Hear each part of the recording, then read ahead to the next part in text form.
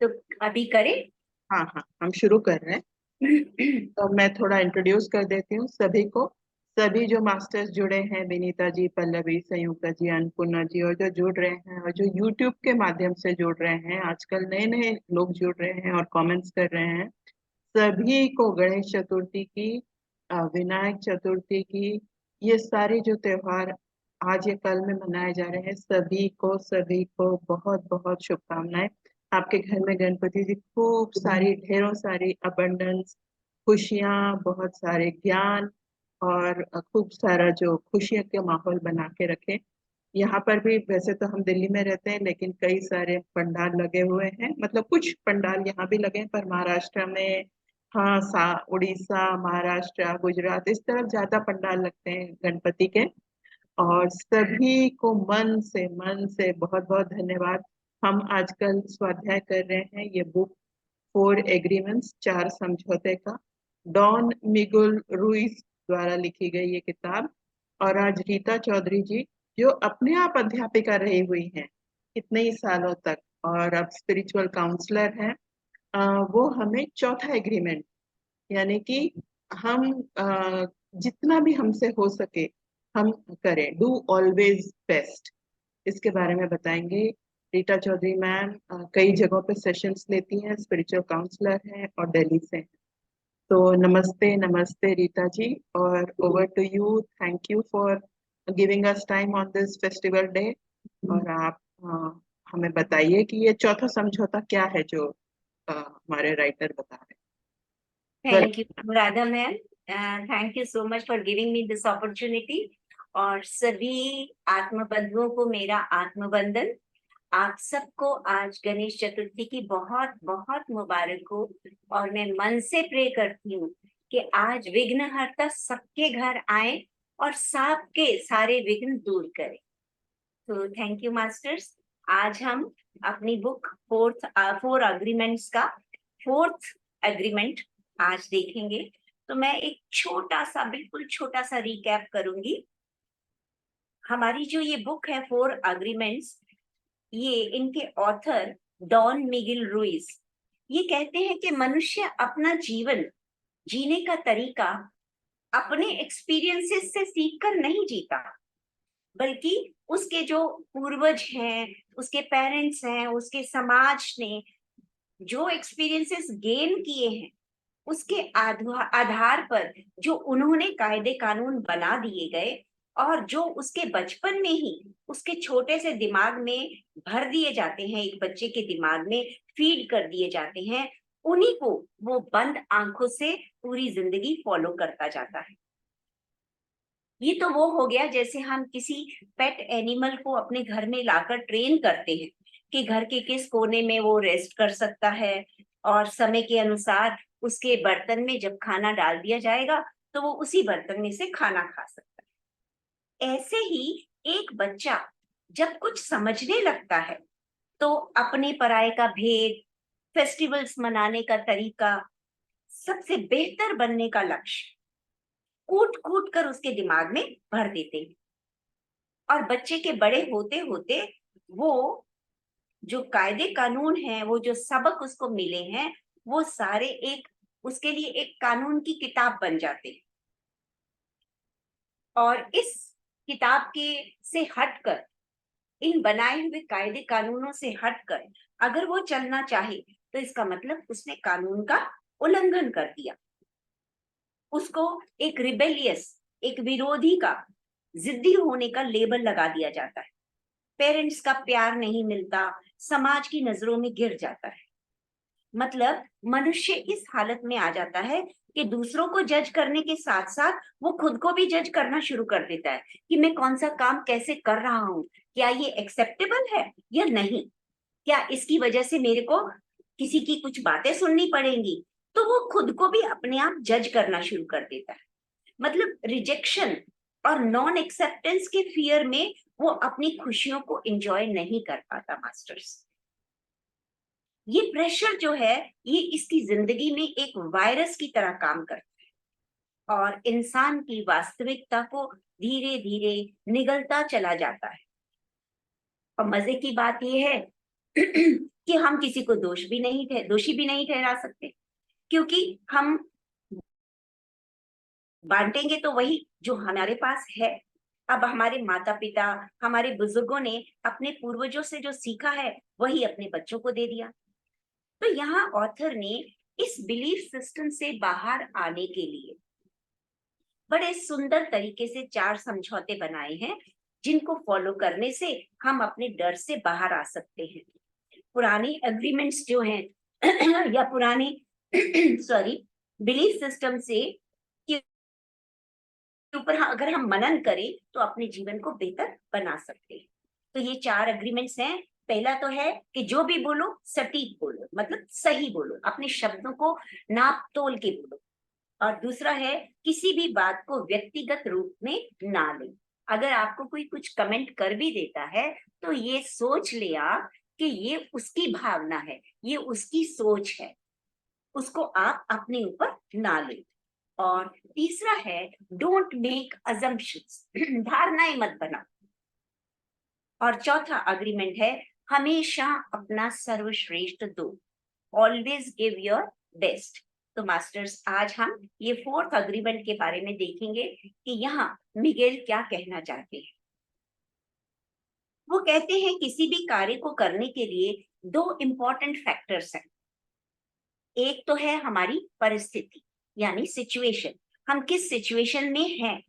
और दूसरा है हमारी कैपेसिटी यानी हमारी सामर्थ्य कितनी है। इन दोनों बातों को मद्देनजर रखते हुए जितना हमारा बेस्ट हो सकता है हमें बेस्ट ही देना है। यहाँ वो बड़ी प्रैक्टिकल बात करते हैं। बेस्ट का मतलब क्या है?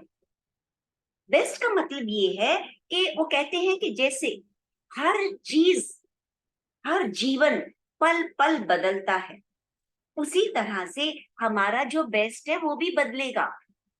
हम एक मेजरिंग स्केल लेकर नहीं चल सकते कि हमें हमारा बेस्ट जो है वो इस लेवल तक ही होना चाहिए। नहीं मास्टर्स, सिचुएशंस के अकॉर्डिंग, आपकी एनर्जी लेवल के अकॉर्डिंग जो आपका बेस्ट है आप वो देंगे। जैसे उन्होंने एग्जाम्पल बहुत अच्छा बताया कि जब आप सुबह उठते हैं तो सुबह आप बहुत फ्रेश फील करते हैं, आपका एनर्जी लेवल भी हाई होता है। और उस समय अगर आप कोई काम करते हैं तो रिजल्ट्स बहुत बेटर आते हैं। वही काम अगर आपको शाम को करने को बोल दिया जाए, उस समय आप थके होते हैं, आप अपनी तरफ से बेस्ट दे रहे हैं, लेकिन रिजल्ट्स उतने बेटर नहीं आएंगे। तो वो कहते हैं कि अगर रिजल्ट्स इतने बेटर नहीं आते हैं तो आप उसके रिजल्ट के ऊपर नहीं विचार करेंगे, आप उसके आउटकम को नहीं देखेंगे। आपने अपनी सिंसियरिटी से जो आपका एफर्ट्स है, जो आपका बेस्ट है, वो आपने दे दिया, तो इसका मतलब आप बेस्ट ही दे रहे हैं। उसके रिजल्ट्स सुबह जैसे नहीं आए तो इसके लिए आपको नहीं सोचना, क्योंकि हम अपना बेस्ट किस हिसाब से देते हैं कि उस समय जब हम काम कर रहे हैं हम किस स्थिति में हैं। हम खुश हैं, प्रसन्न हैं, प्रसन्नचित्त हैं, या हम उस समय नाराज हैं, क्रोधित हैं, ईर्ष्या से भरे हुए हैं। आपने कई बार देखा होगा कि नॉर्मली जब लेडीज कुकिंग करती हैं वो जितना फ्रेश होती हैं, जितना खुश होती हैं, उस समय का बनाया हुआ भोजन बहुत टेस्टी बनता है। और अगर कुछ पल पहले ही उनसे उनकी किसी से झड़प हो चुकी है, वो क्रोध में है, खाना तो वो बेचारी तब भी बनाएगी, लेकिन उस खाने के टेस्ट में और खुशी के मूड में जो बनाने का खाया बनाया हुआ भोजन है उसके टेस्ट में आपको फर्क पड़ेगा। पर फिर भी उस क्रोध भरी दशा में भी वो अपना सर्वश्रेष्ठ दे। वो ये ना सोचे कि मैं इस समय खाना ना बनाऊं या मैं क्यों बनाऊं, तो वो गलत हो जाएगा। लेकिन उस दिशा में भी अगर वो अपना सर्वश्रेष्ठ देती है तो वो ठीक है, वो मान्य है। वो कहते हैं कि जैसे आपका मूड हर पल बदलता है तो आपका सर्वश्रेष्ठ भी बदलता रहेगा, समय के साथ साथ बदलता रहेगा। अगर हम पहले के 3 समझौते और आज के ये चौथे समझौते को अपने जीवन में, अपनी आदतों में अपना ले तो हमारा सर्वश्रेष्ठ पहले से हमेशा बेहतर ही होता जाएगा। मिगिल का कहना है कि तुम्हें हमेशा अपना बेस्ट ही देना है, न कम न ज्यादा। तो मैं इसको एक छोटे से एग्जाम्पल के द्वारा बताना चाहूंगी कि मान लीजिए मुझे कहीं विजडम शेयरिंग करनी। अब उस विजडम शेयरिंग के लिए मैं अलग अलग मीडिया से अपने लिए कंटेंट सर्च करती हूँ, डिक्शनरी से नए नए शब्द खोजती हूँ और अपनी तरफ से बहुत अच्छा बनाने की कोशिश कंटेंट बनाने की कोशिश करती हूँ, उस प्रेजेंटेशन को बेस्ट करने के लिए कोशिश करती हूँ। लेकिन समय के अभाव में हो सकता है मैं अपना कोई खाना, कोई मील मिस करूं या मैं रेस्ट ना ले पाऊं। तो इससे क्या होगा मास्टर्स, मेरा एनर्जी लेवल कम हो जाएगा। एक अच्छा प्रेजेंटेशन बनने के बावजूद भी मैं उस प्रेजेंटेशन को या तो बहुत अच्छी तरह से प्रेजेंट नहीं कर पाऊंगी या फिर मेरी फिजिकल हेल्थ पे असर हो सकता है। तो मिगेल का यही कहना है कि आपने अपना बेस्ट देना है। इसका मतलब ये नहीं कि आप जीवन को जीना छोड़ देना, आपको जीना भी है। सबको से आपने देखा होगा कि ऑफिसेस में जो लोग काम करते हैं, स्पेशली आजकल मल्टीनेशनल कंपनीज हैं, प्राइवेट कंपनीज हैं, तो उसमें क्या होता है, उनको एक कुछ टारगेट्स पूरे करने पड़ते हैं और ये टारगेट पूरे करने के लिए वो दिन रात एक कर देते हैं। और क्या करते हैं कि इस वजह से वो अपनी फिजिकल बॉडी की जो नीड्स हैं, रिक्वायरमेंट्स है खाने की और रेस्ट की, उसको अनदेखा कर देते हैं। तो ये भी तरीका गलत है मिगिल के अनुसार, क्योंकि जब हम एनर्जी लेवल से ज्यादा काम करते हैं तो बीमारियां आ सकती हैं। हमारे जो प्लान टारगेट्स है, हम सोचते हैं कि हम जल्दी से अपने टारगेट पूरे कर लेंगे, लेकिन ऐसा नहीं होता मास्टर्स। आपको अगर कोई बीमारी आ गई या आप इतने इतने व्यस्त हो गए कि आप अपने घर परिवार में पूरा समय नहीं दे पा रहे, तो घर की कोई समस्या भी आ सकती है और उसकी वजह से आपके टारगेट्स पूरे होने में समय ज्यादा भी लग सकता है। अगर आप अपनी सामर्थ्य से कम काम करेंगे, ये तो हमने ज्यादा काम कर लिया, लेकिन अगर हम अपनी सामर्थ्य से कम काम करेंगे तो आपको अपराध बोध भी हो सकता है, पश्चाताप भी आ सकता है। मान लीजिए आपको कोई पेंटिंग बनाने के लिए दी जाती है, आप बहुत अच्छे पेंटर हैं, आप बहुत अच्छी पेंटिंग बना सकते हैं, लेकिन आप जानते हैं कि किसी भी काम को बेस्ट देने के लिए हमें कुछ प्लानिंग करनी पड़ती है। पेंटिंग में क्या क्या इफेक्ट देने हैं, कलर स्कीम कैसी होनी चाहिए, जिसके लिए आपको काम करने के बीच बीच थोड़ा सा पॉज देके, आंखें बंद करके सोचना भी पड़ता है। लेकिन आप क्या करते हैं, सिर्फ अपने हाथ की सफाई दिखाकर और खुद को सेटिस्फाई कर लेते हैं और पेंटिंग को प्रेजेंट कर देते हैं। तो क्या होता है, जब आप दूसरों की प्रेजेंटेशन देखते हैं तो आपको अपराध बोध फील होता है, आपको रिग्रेट होता है। आप सोचते हैं, अरे मैं तो इससे अच्छा बना सकती थी या बना सकता था, तो मैंने उसके ऊपर उतना अपना सर्वश्रेष्ठ नहीं दिया, मैंने अपना बेस्ट नहीं दिया। तो मिगिल का कहना है कि आपकी जो भी परिस्थिति है, आप उसके अनुसार बेस्ट देंगे।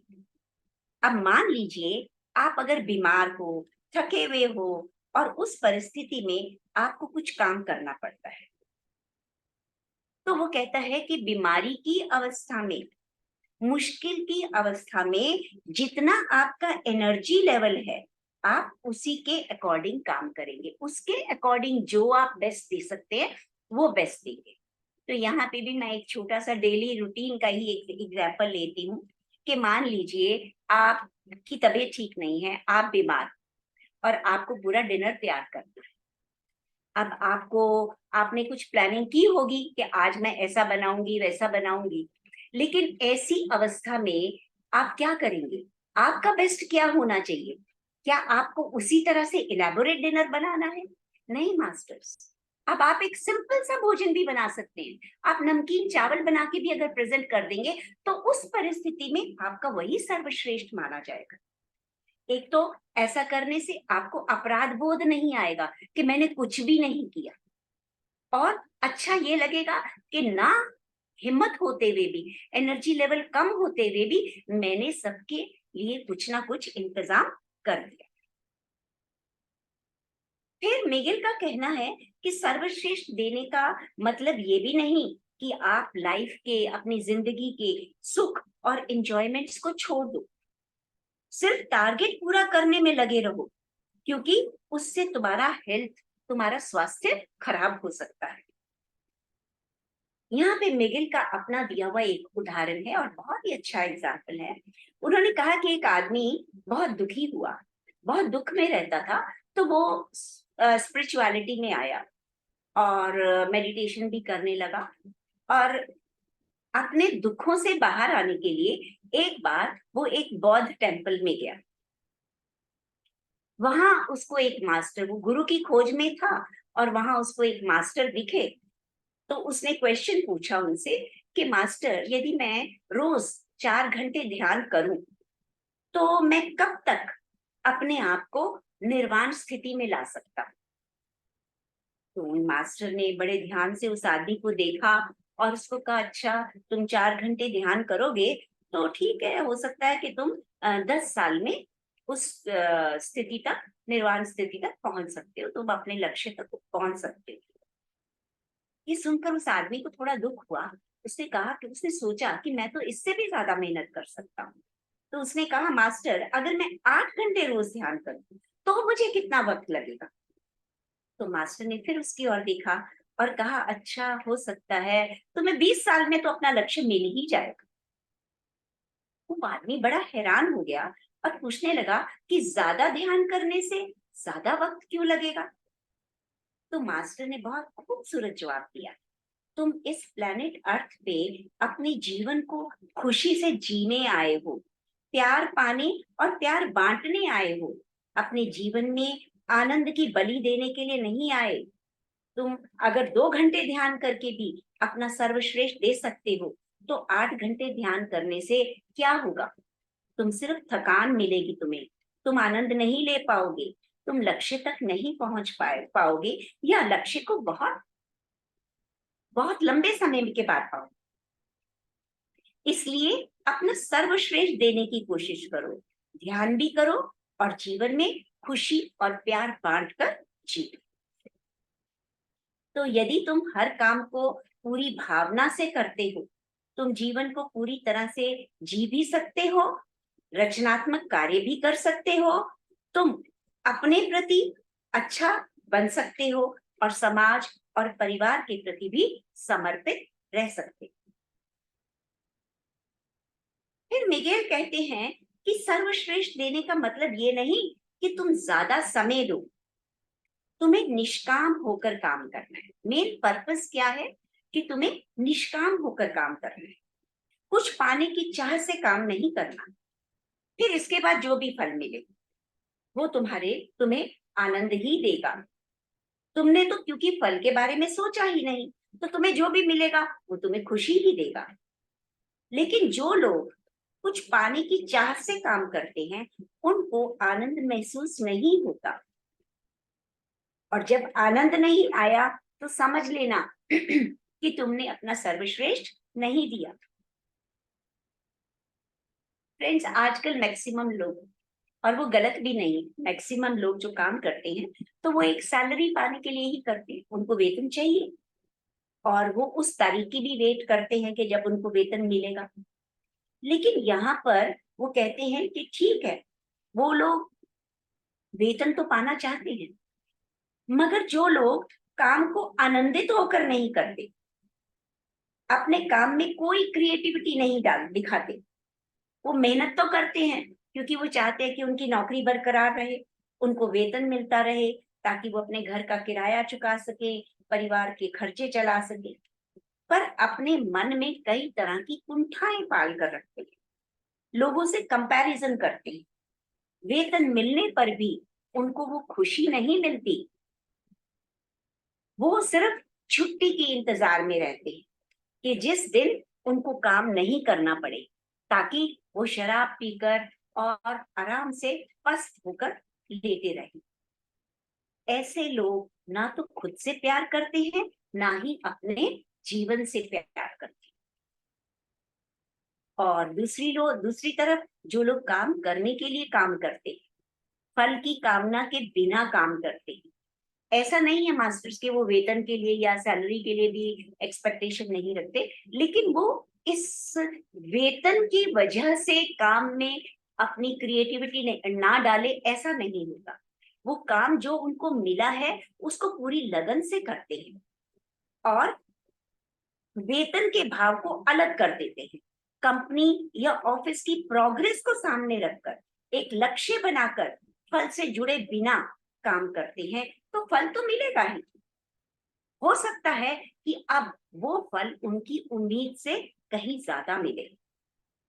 जब आप अपनी पूरी सामर्थ्य से काम करते हैं तो आप कभी भी उकताएंगे नहीं, आप बोर नहीं होंगे उस काम में, कुंठाओं से नहीं दबेंगे, आपके ऊपर कभी कोई आरोप नहीं लगाएगा। हालांकि ये सब इतना आसान नहीं है, पर ऐसा करने से आप खुद को आजाद महसूस करेंगे, खुद को स्वीकार करने लगेंगे और अवेयरनेस में जागरूक रहते हुए अपनी गलतियों से सीख भी लेंगे।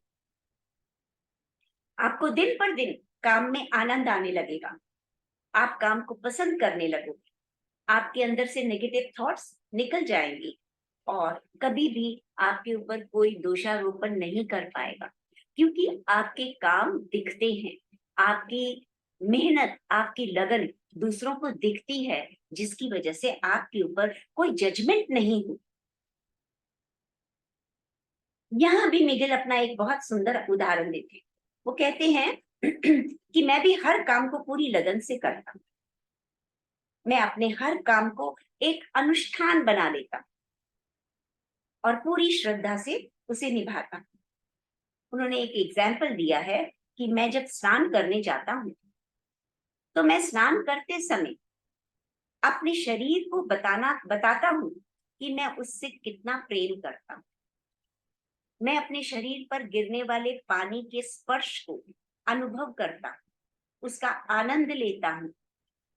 मैं शरीर की जरूरतें पूरी करने की कोशिश करता हूँ और शरीर को सब कुछ देना चाहता हूँ और उससे पाना भी चाहता हूँ।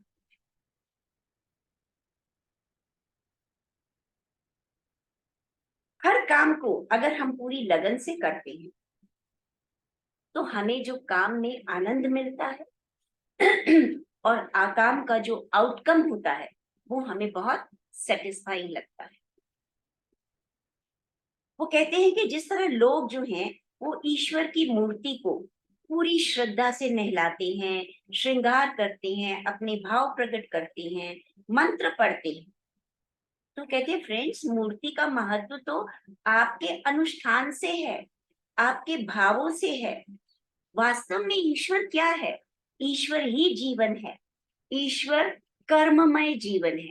आपका जो कर्म है वही वास्तव में ईश्वर है और सर्वश्रेष्ठ रूप से काम करते रहना ही ईश्वर के प्रति हमारे प्यार को दर्शाता है।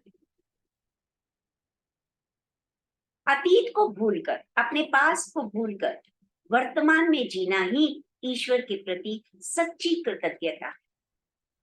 यह मिगेल कहना चाहता है कि ओल्ड बिलीफ्स को भूलकर, हमने जो अपनी पुरानी धारणाएं बनाई हुई हैं, अपने जो पुराने विश्वास बनाए हुए हैं, यदि हम उनको भूलकर वर्तमान परिस्थिति की जरूरत के अनुसार जीते हैं तो वही तुम तब तुम वास्तविक आनंद ले सकते। खुश रहना, प्यार करना और प्यार बांटना, ये तुम्हारा अधिकार है। तुम जी रहे हो तो फिर जीवन का आनंद लो। जब ना कहने का मन हो तो ना कह दो, हाँ कहने का मन हो तो हाँ कह दो। कुछ भी जानने या प्रमाणित करने की आवश्यकता नहीं है। तुम्हें वैसे ही जीने का अधिकार है जैसे तुम वास्तव में हो। तो अपनी वास्तविकता को जियो, क्योंकि आधा अधूरा काम करने का मतलब है खुद को अस्वीकार करना। दूसरा, तुम्हारे बारे में लोग क्या सोचते हैं, तुम्हें ये सब सोचने की जरूरत नहीं है। तुम्हारे जीवन में स्वयं तथा अन्य लोगों के को प्रेम करने से ही तुम्हारी दिव्यता झलकती है। तुम जो जीवन जी रहे हो, यदि तुम खुद से और लोगों से प्रेम दर्शाते हो तो वही तुम्हारी सच्ची दिव्यता है। मानो ईश्वर खुद तुमसे कह रहे हो कि मैं तुमसे प्रेम करता हूं। क्यों? क्योंकि तुम सब में उस ईश्वर को देखते हो, तुम सब में और खुद में उसी ईश्वर को देखते हो, तो ईश्वर भी तुम्हारी उस जीवन से खुश होते हैं। मिगिल कहते हैं कि हम पिछले 3 समझौतों में अपना सर्वश्रेष्ठ देने के बावजूद ये मत सोचे कि तुम हमेशा ही निर्दोष भाषा का इस्तेमाल करो, क्योंकि उसने कहा था कि आप हमेशा सही शब्द बोलो। तो इसका मतलब ये नहीं है कि हमने ये तीनों या चारों समझौतों को मान लिया तो हम हमेशा अपना सर्वश्रेष्ठ दे रहे हैं और अब हम कभी अपनी भाषा में कोई गलती नहीं करेंगे, ऐसा नहीं है। या हम बिल्कुल धारणाएं बनाएंगे ही नहीं, या किसी को किसी की बातों से कभी बुरा मानेंगे नहीं। वो कहते हैं ऐसा नहीं होता। धीरे धीरे जब हम अभ्यास करते हैं, जब हम इन चारों अग्रीमेंट्स को समझ लेते हैं, मान लेते हैं और रोज अपने मन में एक निष्ठा बनाकर चलते हैं कि हमें ये अग्रीमेंट्स को फॉलो करना है, तो धीरे धीरे हमारे अभ्यास से हमारे ऊपर उन चारों अग्रीमेंट्स का असर होगा और हम माहिर बनते जाएंगे। अमल करने से ही फर्क पड़ता है। मतलब हम जब किसी चीज को प्रैक्टिकली यूज करना शुरू करते हैं, तभी हमें पता चलता है कि हम कितना आगे बढ़े हैं। तुम्हें अपना सम्मान खुद करना है। तुम्हें किसी मूर्ति पूजा की आवश्यकता नहीं है। तुम्हारा शरीर ही ईश्वर का साकार रूप है।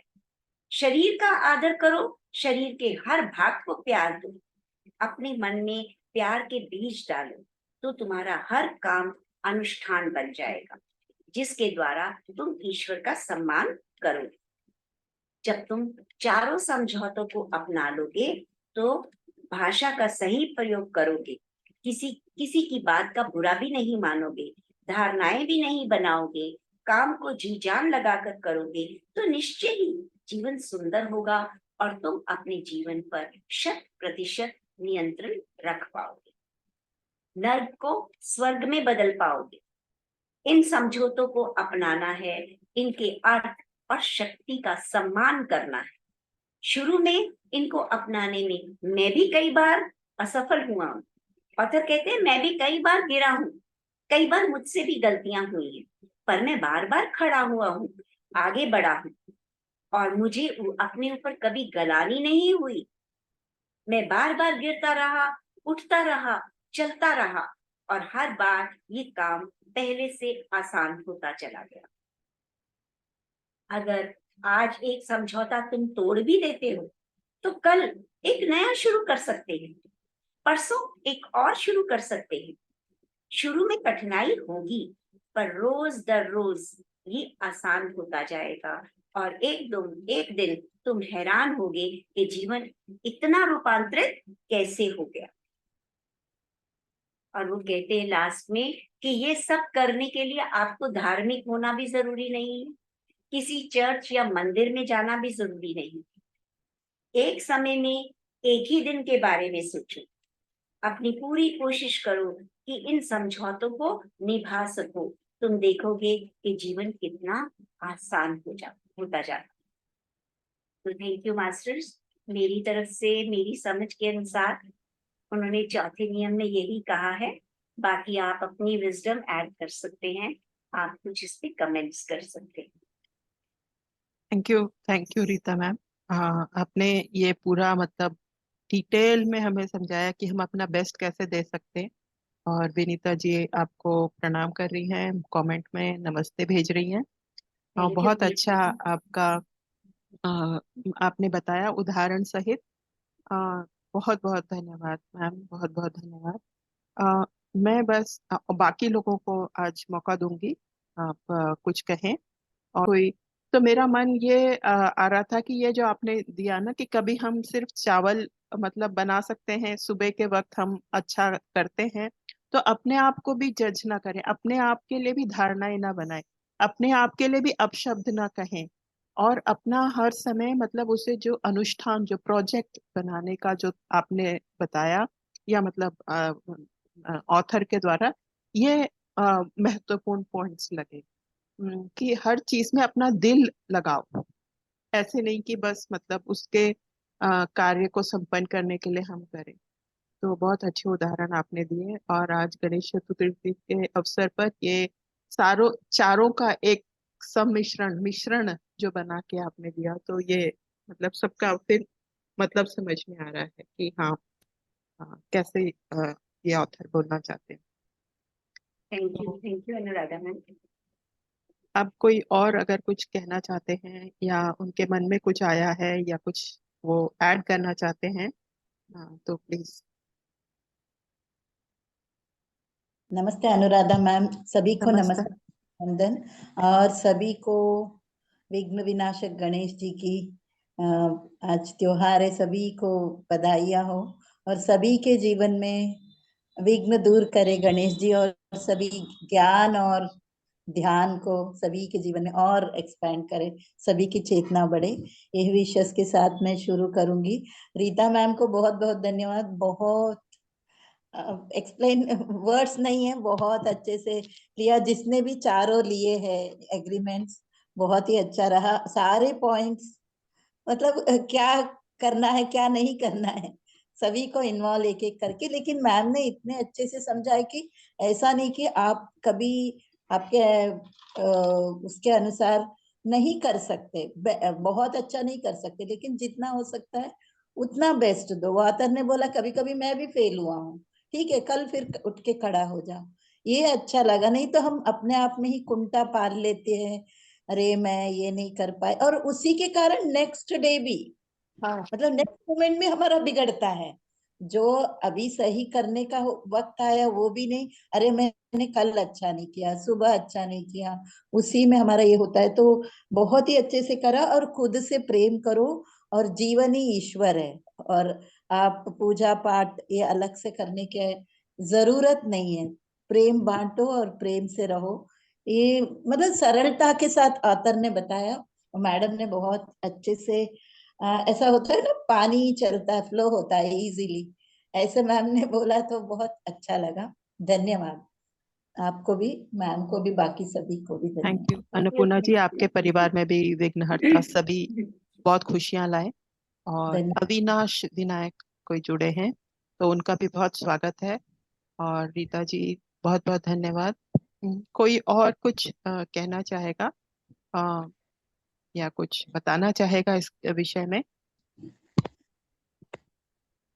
हेलो, नमस्ते मैम, सभी को नमस्ते। आत्मवंदन। नमस्ते। नमस्ते। हैप्पी गणेश चतुर्थी सभी को। हैप्पी वक्रतुंड गणेश। महाकाय सूर्यकोटि समप्रभु निर्विघ्नं कुरु मे देव सर्वकार्येषु सर्वदा। सभी के कार्य सिद्ध हो, सभी खुशी में रहे, यही हर शुभकामना है मेरी। आज का क्लास बहुत बढ़िया था रीता मैम जी, बहुत बढ़िया लगा, बहुत बढ़िया एक्सप्लेन किया आपने। अपने बेस्ट देने से क्या क्या बेनिफिट्स होते हैं बताया आपने, एग्जाम्पल्स के साथ, बहुत अच्छा लगा।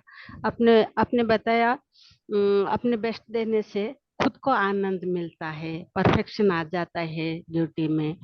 और एक चीज है, मुझे लगता है हम निर्भय हो जाते हैं, किसी से डरते नहीं। अगर कोई प्रोफेशन है हमारा, अपने बेस्ट देने से हमें किसी से डरते नहीं है, हमेशा फ्री माइंडेड रह सकते हैं। और दबाव में आके हम जो बेस्ट करते हैं उससे हमें सेल्फ सेटिस्फेक्शन नहीं मिलता, मगर अपने बेस्ट देने की कोशिश करने से हमें सेल्फ सेटिस्फेक्शन मिलता है। बहुत अच्छा लगा ma'am, thank you very much.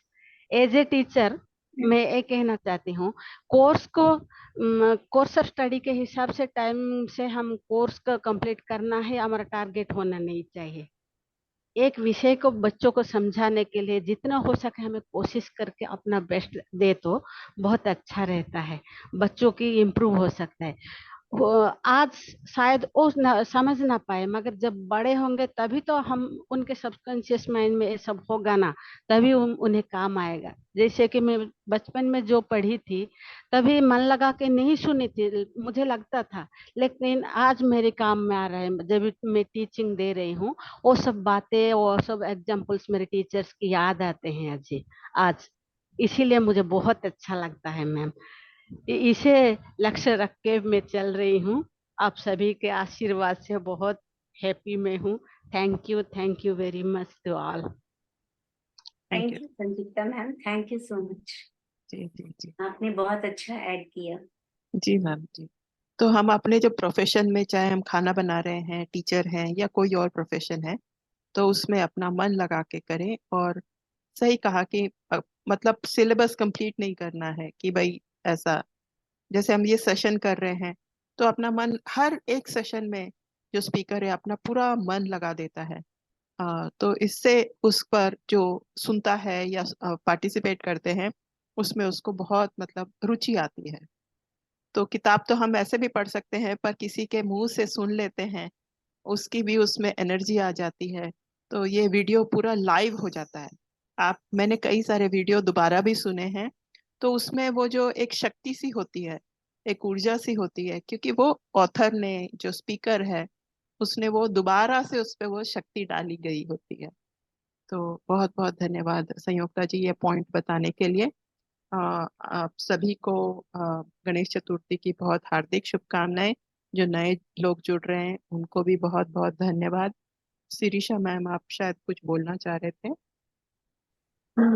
नमस्ते सभी लोगों को, आपका नमस्ते। वंदन।